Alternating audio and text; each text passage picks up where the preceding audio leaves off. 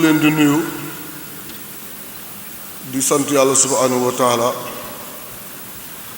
di sant organisateur yi nga xam ni ñoo am xelu dajale fi ñépp di wax nag ci turu association des conducteurs de train retraités te ci bopp bi muy président bi tudd Mamadou Sène man may secrétaire général bi évidemment comme ni ñu ko waxee léegi suñ dee wax chemin de fer ak relance chemin de fer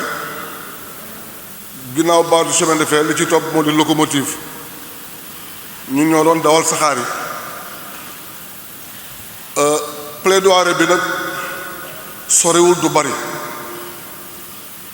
problème volonté politique moo mën a defaraat chemin de fer du affaire argument du affaire dara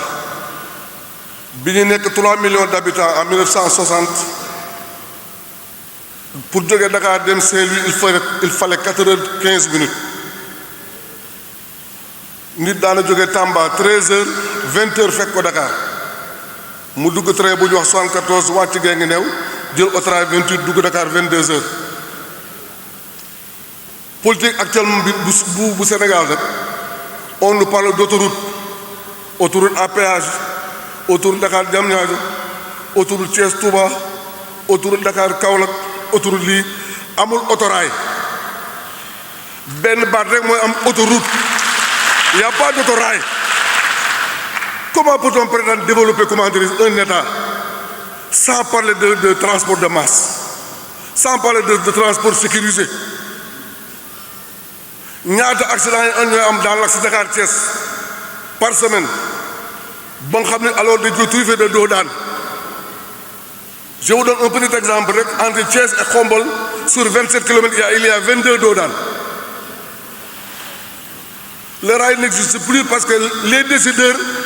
xamuñu luy chemin de fer wala bëgguñoo xam luy chemin de fer en tout cas réew ñuy dem di fa jànge ba am fay lijaasa ba ñëw xam nañ les chemins de fer sont performants là-bas. Pour jógee Dakar Paris dem Lyon 800 kilomètres il te faut 2h30 ñun fii au Sénégal li ñu war a wax moo di ñuy décider tant au niveau national qu'au niveau local que tous les élus au niveau des locales ñoom ñu àndoo mu nekk benn jooy ki war a yor réew mi 2019 que ce soit l'actuel président wala le prochain yàlla xam na def préoccupation du chemin de fer dans l'intérêt du chemin de fer dans l'intérêt de la nation. xale yi woote nii ñun dañ leen di xool dañ leen mujj sax di yërëm woote wuñu parce que c'est des travailleurs qui ne sont pas payés woote aussi parce que c'est des travailleurs yoo xam ne dañoo brimer seeni droit dañuy woote dans l'intérêt national. Le cheminot mais moo ki liggéey Senelec benn la moo ki liggéey STS benn la de weer dee dañ koy fay rek mais l'intérêt du chemin de fer c'est un intérêt national. bokki cheminot yi bokki Ceeswaa yi seen mbokk El Hadji Pape Sengane Diop président des cheminots retraités veuves et orphelins du Sénégal mooy wax ak yéen. bala may commencer wax sama xalaat ci mbir mi ma jiital ci nuyoo bi meeru dëkk bi di sama jarbaat Taala moos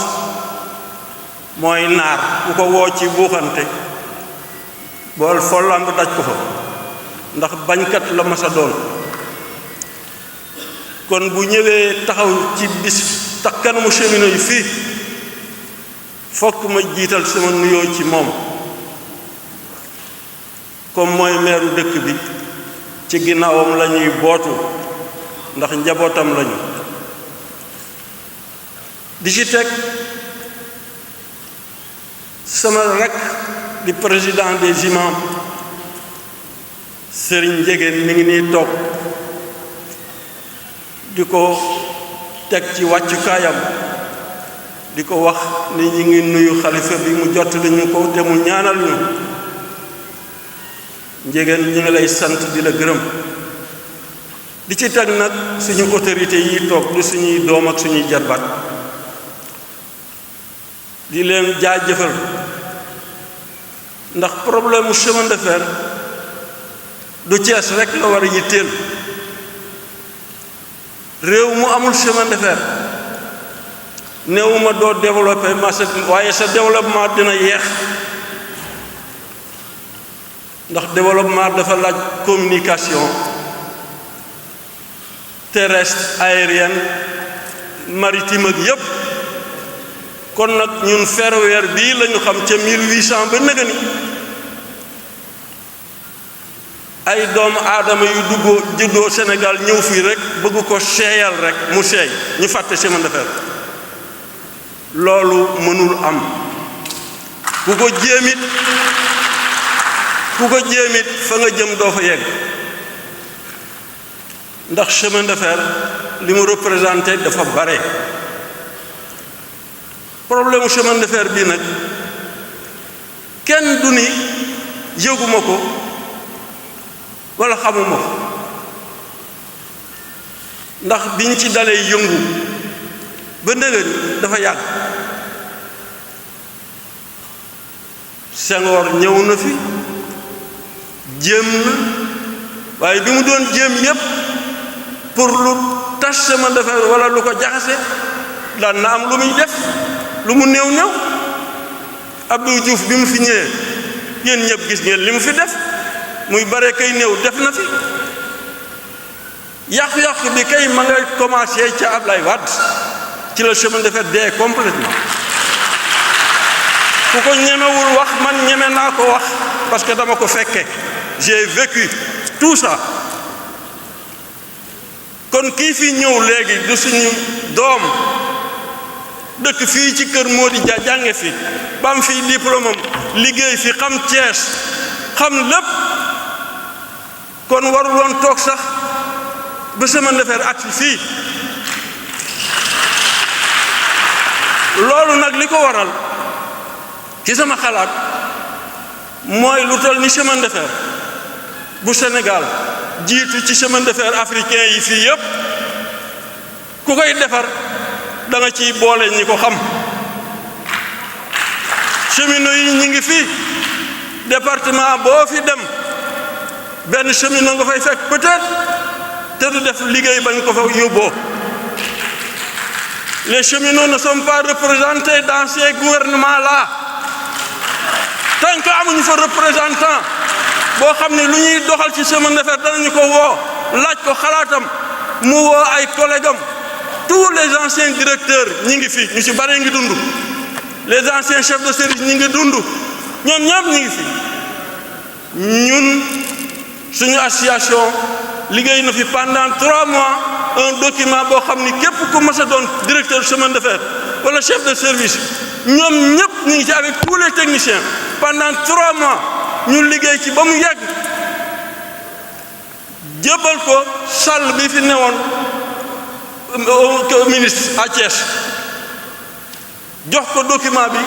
ànd ak une délégation de l'ensemble des chefs de service et des directeurs dirigés par Mbaye Diouf ak Ndiaga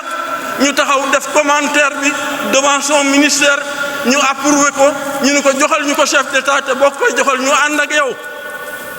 keroog lañ ko gëj a gis ba fii ñu toog loolu c'est pas sérieux c'est pas honnête parce que suñu xaalis lañ ci ñàkk ay centaines de francs la ñu dajale pour defar document boobu ñun xamuñu ndax exploité nañ ko ou exploité ñu ko xamuñu ci dara loolu itam c'est pas sérieux léegi li nga xam ne nii moom laa xam ci affaire bi suñu association taxaw toog nañ ci waxtaan ci mooy Macky Sall la cheminot yi bëgg a toogal janoog moom bëgguñu intermédiaire nous voulons lui parler. grève nañu sitting nañu lépp loo xam ne action syndicale la bu ñu war a def nañ ko waaye nag dama bëgg mu leer di jëmbay loolu taxul tamit action yi jeex parce que action syndicale saa yu nekk rek da ngay réfléchir booy teg bii nag li tax ñu def ko dañ jàpp ni chemin de fer ñun kott moomuñu ko dañ fa nekk rek yàlla natt ñu des fa par situation bi fa nekk ni am fa waaye lu ñu bokk ak suñuy ancien lañu lu ñu bokk ak askan wi lañu kon dañ ko war a mën a yaatal ak askan wi kenn ku ne wax ci sa xalaat pour ñu xool solution bi nga xam ne moom moo ko war a génn ci situation bi mu nekk nii ndax kenn mësul xalaat ni chemin de fer dina taxaw benn fan bu mu daw tey nag toog na juróomi weer boo xam ne saxaar jógewul ci port jëm Bamako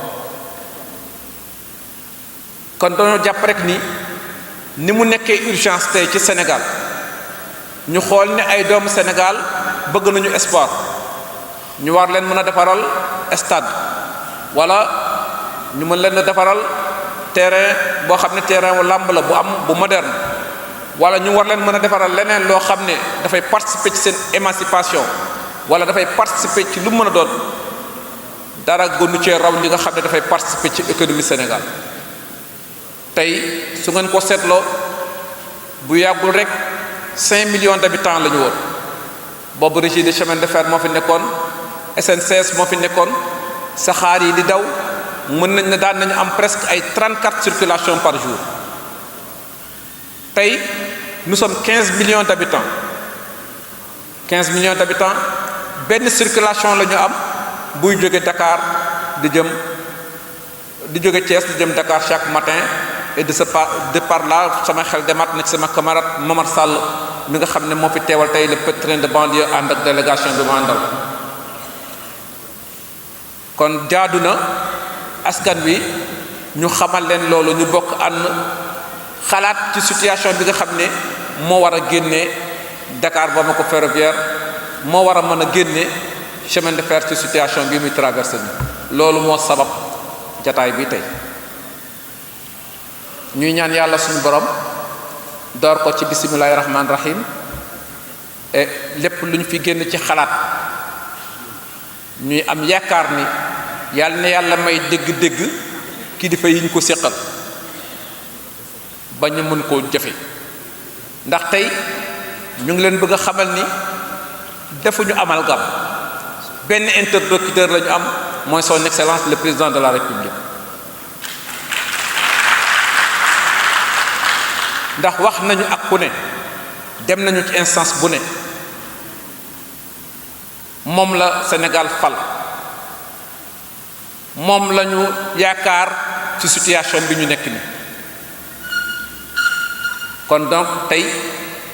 am nañu yaakaar ni kàddu yi jëf fii tey bokk ci sama bos bii dana ko dégg te bu ko déggee am nañu yaakaar ni dana ko jëfe jëfe bi nag du leen comme li suñu doyen yi wax rek ndax tey dajewuñu fii pour wax naka la ñuy defaraatee ay raay yu bees dajewuñu fii pour wax naka la ñuy defaree ay gaar yu bees li ñu fi dajale tey mooy chemin de fer gi nga xam ne dafa taxaw dematul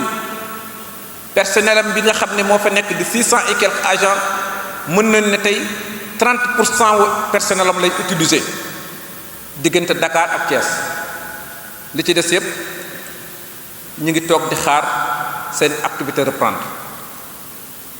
kon loolu tey dafa di urgence réew mi war cee penché wu ba amaane bu laajee ñu jël ci gafay réew mi ñu jël ci gafay réew mi trouver une solution très rapide à ce que cette situation là trouve une solution moo tax ci turu intersyndical Dakar Bamako ferroviaire ñu ànd ko ak sama camarade yi ma lim fii léegi ci lu ñu demoon seeti suñu doyen yi toog tey ñu leen di sargal ci jataay bi tey di le président de l'association des déflatés di Adama Isaac di le président de l'association des retraités veuves et orphelins di Pape Sengane Diop di le président de l'association des aiguilleurs di suñu doyen di suñu papa Amadou Sène waaye tamit di suñu doyen yi toog nga xam ne c'est des anciens secrétaires généraux anciens syndicalistes anciens cadres nga xam ne seen activité du lenn lu dul chemin de fer kenn ku nekk ci ñoom bi ñu demee seeti la nga bàyyi lépp loo defoon ñëw nañu lii ngeen di def nii kat ànd nañ cee yéen nañ ko def nu mu gën a gaawee parce que chemin de fer warul taxaw